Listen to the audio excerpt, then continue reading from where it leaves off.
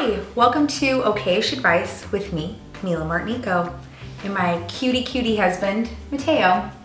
You're too kind. I like you a lot. Today, we are talking about overcoming a poverty mindset. Ooh. Oh, I forgot to tell you that Okay-ish Advice is not the best advice, but it's good advice, I think.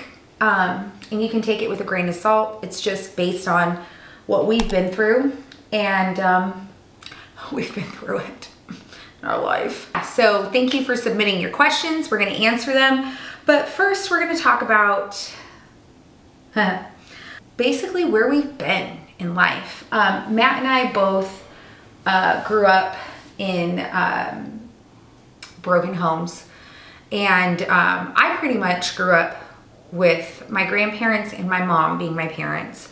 My grandparents had the restaurant, and they were, I don't even think middle class really exists anymore, but they're middle class, or yeah, middle class. They were, yeah, was it upper, lower class, middle class? Yeah. I mean, that's what it used to be. Yeah, like, so, but I grew up with a single mom. We were, you know, I got grants to go to private school, that kind of thing. Matt, both of your parents were hard workers. Very hard workers. Your dad, very hard worker. Yeah. But, you know, in California, you just kind of work to live. Yeah, it was basically, you needed to work. Well, I mean, and hard. Yeah. And it always has really been, and more so in recent years, very competitive in any workplace over there. So you had to go above and beyond all the time. You can't just, slack a little. It was like, there's always somebody in line to take your spot wherever you were working. That's what it felt like. It felt like that. Is it true? I don't know, but it sure felt like that to us when we lived there. And so we were always wanting to give 100% all the time of what we were doing, and I mean, that hasn't changed, but except for the part where, okay, we can breathe where we live because, it's... you're not working two jobs. You're not working two jobs to just make your rent, Yeah. And most of the people over there, including us when we lived there, we weren't making like 100,000 a year or 200 in order to make that, house payment, because you'd have to buy it, like you couldn't, it was hard, at least in our area where we were, and it wasn't even a bougie area. Yeah, we were we were in the ghetto. But anyways, all of that to say, Matt and I started out our marriage with nothing. And that's not true. We had each other. We had love. Matt, if our kids came to me and said that, I would be like, go tell your fiance to get a freaking job. No, you know what I mean. We struggled. Oh no, we were on the wrong bus. Poor. Yeah, it was so poor. It was a good time though. Yeah, we did make a good time of it. I mean, we did have lots of love, and we had our kids, and you're right, we did. It wasn't like we were unhappy, and I don't think our kids ever really knew that we didn't really have much, because we really did make the best of, having picnics on the kitchen floor and like, just having a good time with them. Yeah, and you did a messy party for Gemma's birthday. Yeah. So basically we had a bunch of friends over, scrappy. And she cooked up all this delicious food. Yeah. And then it's like filling balloons with what was it? Like shaving cream and yeah, and So it's what we made it, So I want to say that for this podcast, we are going to be talking about breaking the poverty mindset from a godly perspective. This is how we've done it in our life. This is what God has shown us. This is the breakthrough that we've had. And this is kind of just like the testimony of that. So that's where we're coming from. We are not experts on it.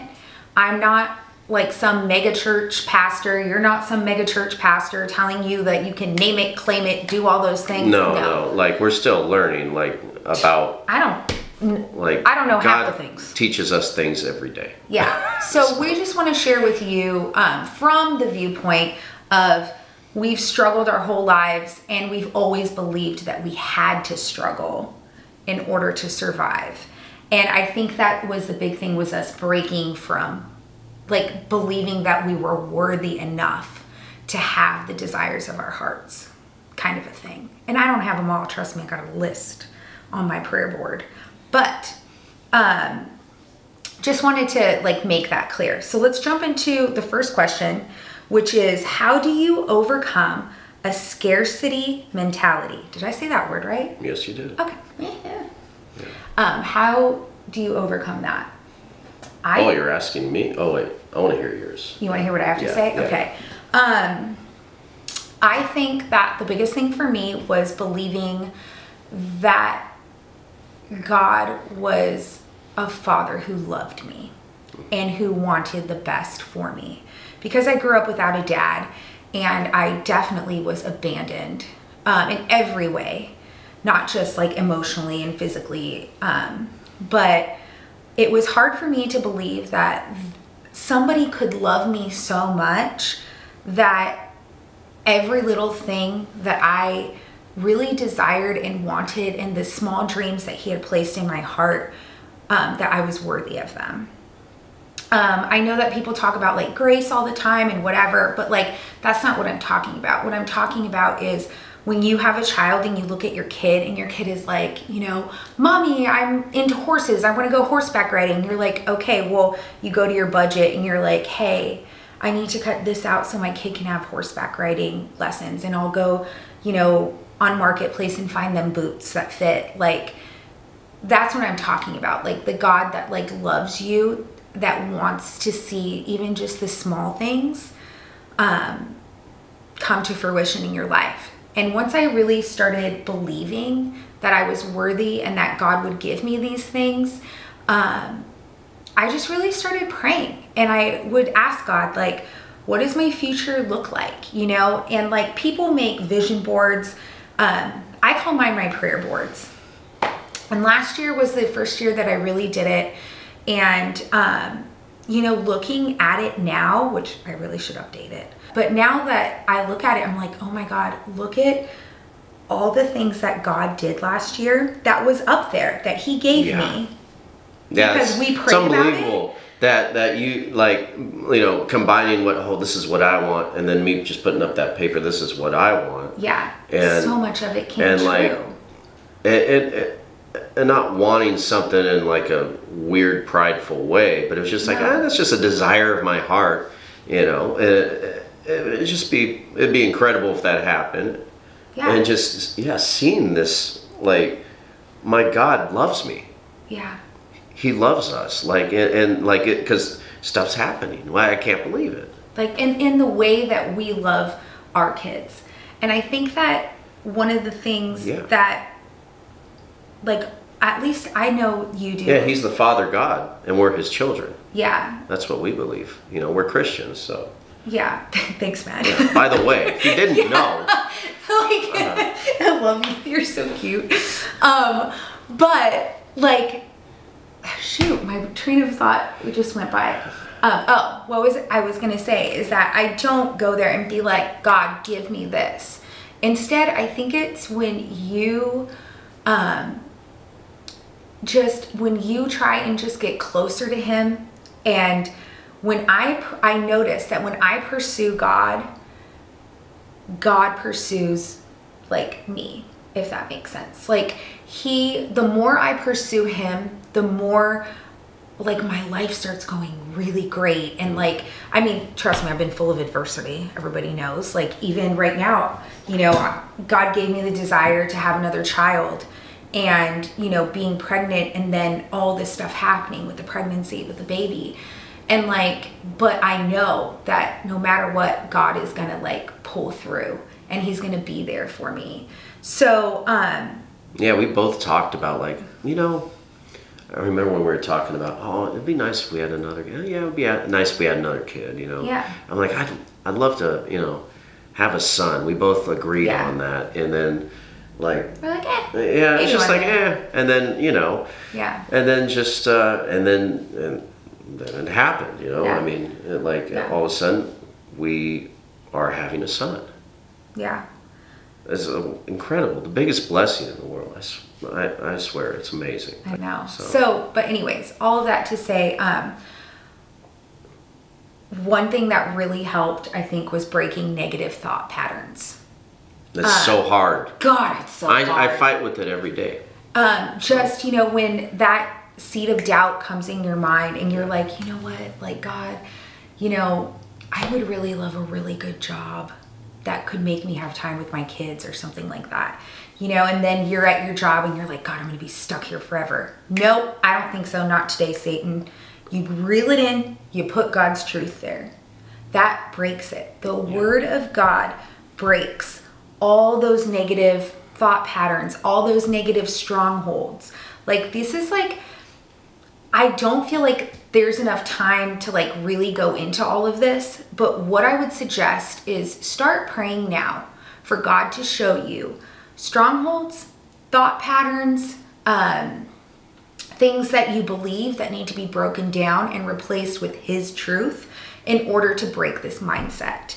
And you'll notice, like, a really good example is like Matt and I, you know, with the baby coming and then we had that snowpocalypse, I was like, we are purging now.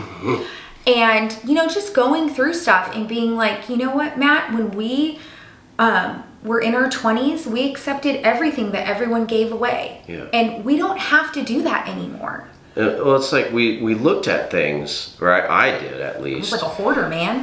Yeah, I'm like, I might, okay, this does not apply to my shed, which has like pieces of wood and whatever in it, because I know one day I'm going to use it. But there are certain things I'm like, it's been a year, it's been 2 years, it's been 3 years. This doesn't make me happy.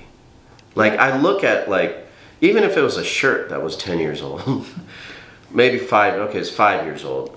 It had some paint on it. I still have some of those, but it was this one. I'm like, I wear it, I don't feel happy with it. Why am I keeping it? Stuff like that. Yeah. And even just pieces of furniture that, why is it even in our house? Like, why do we have this? Yeah. And I mean, for me, you saw me, I just start throwing my stuff out, and there's certain things I'm like, no, and then you did a lot. Yeah, dude. I was like, peace out. But just saying, like, those are like small things, you know, that God will start pointing out to you. Like, you don't need to keep things. You know, I don't know. That's just an and example. I can see how the scarcity mentality, like, yeah. when you grow up with very little, like, you just want to keep things. Yeah. But like, it's just material things. Right. And also that's you controlling. Yeah. Like, you don't need to be in control of all of that. Like, let God have control. Yeah. So, which brings me to question 2. Well, hold on. No. Real quick. You know how, what? So during those times, okay, for me, I felt that one of the biggest things that I learned is being grateful. You know, when things are scarce. Oh, dang. When things are getting, are hairy and weird, and you're like, oh my gosh, I don't have, like, I mean, okay, that sounds like materialism. I don't have very much, but you know what? With little you have, even if it's top ramen, peanut butter, and sriracha, which that, by the way, you gotta try that, and a little soy sauce, just a tiny bit, just to, you know, give it that little, you know, good flavor. Umami, baby. Yes. Gratefulness in those situations. You know, God sees your heart when you are truly, authentically grateful for everything you have and everything He's given you. And I feel like that is the way to start stepping up mentally to, okay, you know, like, I don't need everything, you know. I don't need to have the best, you know, the best watch or whatever, you know, or the best shoes or the best clothes on the planet, you know. It's my desire, but I don't need it. I'm happy right here, right now, and I'm going to do the best I can with what I have. Yeah. And I feel like God sees that, you know, and he's like, you know, he's like, he gave you gifts, whether it be talents or even just you found something on clearance. That's like, oh, I got a shirt that's normally $100 for $10. Like, I don't say that's God, the small thing. I tell you what, that sometimes feels good, right? But to be grateful for like the little things and be like, okay, I feel like that helped us get through, you know, what little that we, you know, could get, you know, that we had, yeah. You're right. We've always tried to be very grateful and just be like humble people, you know, like, I could probably go into a whole nother podcast about pride. And like, you know, when you set your pride before God and you are just humble and grateful and have a thankful heart, like what did VeggieTales teach us with Mrs. Blueberry or Madam Blueberry? Madam Blueberry. You know, have a grateful heart. And I even tell people, you know, when they're like, they come to the restaurant, they're like, you need a bigger place. I'm like, no. Actually, we try and honor God and honor our customers the best we can with what we have. Because your girl don't have $5 million to buy her own place and make it big enough to accommodate the people. So, well, that's why, you know, with what we were given, we're like, okay, let's make it the best way. Let's make it the best way. How can we get better? How can we get faster? How can we make things, you know, more efficient for customers? We're always thinking about that too. It's always. That's why we're up at night 3 a.m. Okay. Sorry. Okay. I'm sorry. No, you're good, Matt. That was really good, and I'm sorry I tried to cut you off. Question number 2, which we kind of did touch about a little bit, is how to develop an abundance mindset, especially in this economy. We don't have much time left. But all I can say to you about that, and really all that needs to be said, is if God gives you a dream, He'll get you through it. Okay? Don't get crazy. Don't get yourself in like, you know, $1 million worth of debt that you can't afford. Pray over every financial decision that you make. Pray. Get out of debt as quick as you can. You know? That, not to Dave Ramsey this thing up too much, you know, and you know. Also, I've never taken a Dave Ramsey course in my life. I just followed my grandparents who, you know, don't put yourself in a stupid situation, okay, that you have to bail yourself out of. But instead... We've been there too. Have we? A long time ago. I have. Well, I mean, that was... I don't know. When I think of that, I think of like, you know, buying like a house and having 5 car payments and like that kind of thing. Like like you said, be grateful, be smart, pray and ask for vision, ask for guidance. But most of all, like, you know, just go to God. Have a relationship with Him because He will start showing you these things. He will start showing you the mindsets that need to be broken. And in order to do that too, what I believe, and I think that, you know, you hang out with people that have a mindset that is just overflowing with wisdom, like get yourself mentors. Get yourself mentors. Pray for mentors. Like, and we have people that have came into our life that just like, it's like God put them there for us. And it's like, hey, how you doing? Hey, oh, and then all of a sudden we're great friends with them, or let's say, you can pick Riley, you with all the digital media stuff, like, you know, the website and everything. We're stupid with it sometimes, you know, or most of the time, I don't know. And all of a sudden, like, here you are, just like, and even the news stations are like, oh my gosh, you have like this wonderful website, like, and your social media is incredible, and that's. You know, and God put Riley in our lives as far as like a mentor with this stuff. But I feel like this is a perfect example, and we might go over time just a little bit, but I wrote down these lists of these things that I wanted to do. When I was 6 years old, I said I wanted a cooking show. I tried to do cooking with YouTube and stuff, and it just didn't really like, work out in the vision that I wanted. And then I wanted to have a podcast since I was young, and like all these things, right? And so I wrote them down, and then I was praying because I was so overwhelmed with social media.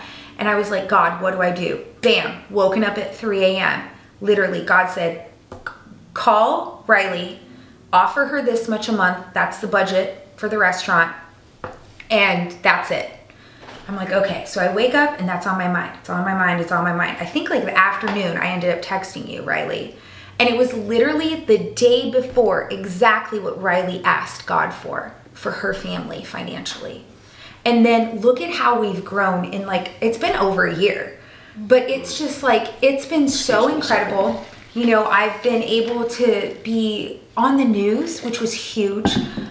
We've been recording this podcast. I've been able to do these things that are scary, but that I really wanted and was like, okay, this is something cool. Like, and even if it doesn't happen, God, like, you know, whatever you want to happen, I give you the control over it. And just so by Riley listening, helped you do all this. Yes, like, and by listening, yeah, not only by me listening, like it helped me, but it helped Riley. And then it's just trickled down, because the busier the restaurant is, the better it is for my employees, the better it is for us, the better it is for the community. So like, listen and act when God tells you to do something. Yeah, through and through Be other people too. obedient. Yes. Instead of controlling. Yeah, and so. And I struggle with control, trust me. Yeah. But I don't want to go too much over time, but I just want to say these were great questions. If you want us to do another episode like this, don't forget to submit more questions towards us. I don't think I missed anything. Did I? I'm good? Okay. Mentors. Find your mentor. Yeah, find your mentor. Find several mentors that do very well, you know, with loving God and in their businesses. You see the fruits of their labor. That's really so good. Whatever labors they have done, and now you see their fruits. Yes. If you can identify this person is doing incredible with their life, well, how did they do it? That could be a great mentor for you. Yeah. Yeah. Sorry, I'm like trying not to cut you off, but nope, thank you. That's it. Yep. Like, subscribe, Facebook, Instagram, YouTube, TikTok. And don't forget, I know, like the little old people, the TikTok. Don't forget to leave me a review, and a nice one, please, on Apple Podcasts or Spotify. I love you. Thank you for being here with us. Tanti Bachi.